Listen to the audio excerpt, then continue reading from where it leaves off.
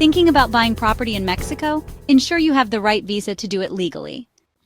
When purchasing real estate in Mexico, you might wonder about visa requirements. Here's the good news: you don't need a special visa to buy property. A tourist visa, easily obtained at the border for about $30, is enough to complete the purchase. If you plan to stay in Mexico long-term, there are other things to consider. For extended stays, the temporary resident visa is an option, but it's not required to buy real estate.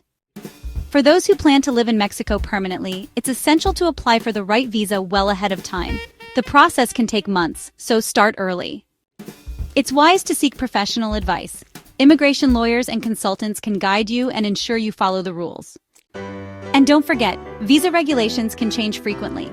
Always check the latest information on the Mexican consulate's website. Whether visiting or making Mexico your home, stay informed, plan ahead, and enjoy your real estate journey. Visit our website www.bajacalrealestate.com.